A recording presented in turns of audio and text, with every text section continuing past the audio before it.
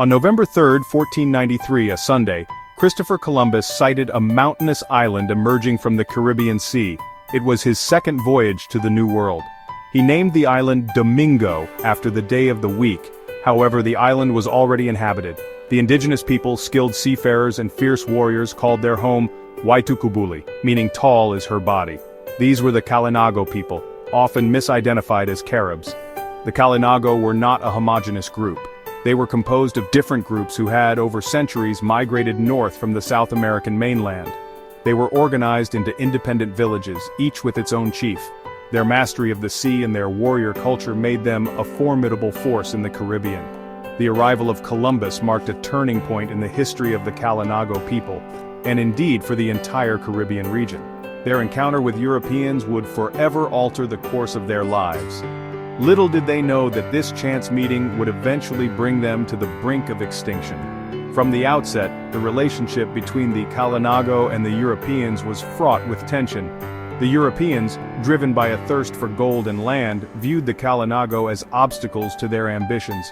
The stage was set for a clash of cultures, a clash that would have devastating consequences for the indigenous population of Dominica. Dominica, with its rugged terrain and dense rainforest, presented a challenge to European colonization. Unlike other Caribbean islands, Dominica lacked extensive plains suitable for large-scale sugar plantations, the primary economic engine of European colonies. The island's interior, dominated by towering mountains and deep gorges, provided a natural fortress for the Kalinago. European attempts to establish settlements were met with fierce resistance from the Kalinago. Skilled warriors, they used their knowledge of the terrain to their advantage, launching surprise attacks and then melting back into the rainforest. The Europeans, accustomed to open warfare, were ill-prepared for the guerrilla tactics employed by the Kalinago. Columbus himself, upon encountering the Kalinago, described them as fierce and cannibalistic, a misconception that would fuel fear and prejudice against them for centuries to come. He dubbed the island Isla de Caribales, perpetuating the myth of the cannibalistic Caribs. This fearsome reputation, while exaggerated, served as a deterrent to European settlement, giving the Kalinago a crucial advantage in the early years of contact. The Europeans, unable to subdue the Kalinago or exploit the island's resources with ease, largely bypassed Dominica in their initial wave of colonization. The island, deemed too difficult to conquer and lacking in readily exploitable wealth, remained a bastion of Kalinago resistance for decades after other Caribbean islands had fallen under European control. Despite the underlying tension, the early years of contact between the Kalinago and Europeans were marked by a degree of exchange. Trade, albeit often cautious and laced with suspicion, offered mutual benefits. The Kalinago, skilled farmers and fishermen, possessed a wealth of resources that the Europeans found desirable. The Europeans, eager to acquire local goods, traded metal tools, weapons, cloth, and other manufactured goods. Knives, cutlasses, and axes were highly sought after by the Kalinago, as were beads, colorful fabrics, and clothing. In return, the Kalinago provided the Europeans with essential provisions, including plantains, tobacco, potatoes, cassava bread, and pineapples. These exchanges, while seemingly innocuous, would have unintended consequences. The acquisition of European tools and weapons, while initially beneficial, would ultimately prove detrimental to the Kalinago. Iron tools, while increasing efficiency in some areas, also disrupted traditional craftwork and resource management. The introduction of European weapons, while enhancing the Kalinago's military capabilities in the short term, would eventually contribute to their downfall, as Europeans possessed more advanced weaponry. Furthermore, the focus on trade items, such as cotton and tobacco, led to a shift in Kalinago agriculture. Traditional food crops were sometimes neglected in favor of cash crops desired by Europeans. This, coupled with the introduction of European diseases, would later contribute to food shortages and weaken the Kalinago's ability to sustain themselves.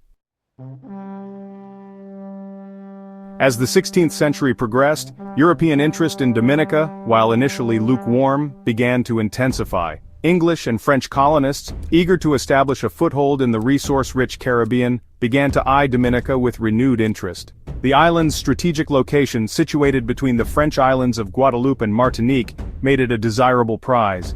European encroachment onto Kalinago lands, often driven by a sense of entitlement and disregard for indigenous territorial rights, sparked increased conflict.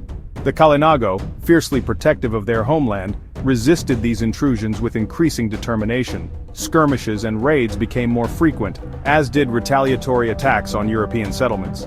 The introduction of European diseases, such as smallpox and measles, to which the Kalinago had no immunity, further exacerbated tensions.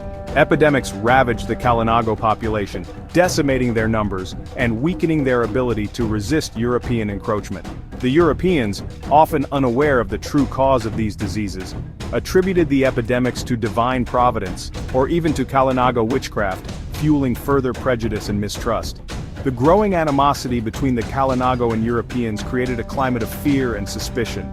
The once tenuous peace that had characterized early interactions was shattered, replaced by open hostility and a growing struggle for control of the island.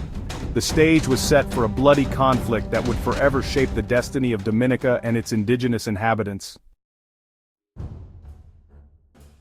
While the Kalinago of Dominica fiercely defended their homeland, they were not alone in their struggle against European encroachment. The Kalinago people were not confined to Dominica. They inhabited several islands in the Lesser Antilles, maintaining close ties and a shared sense of identity.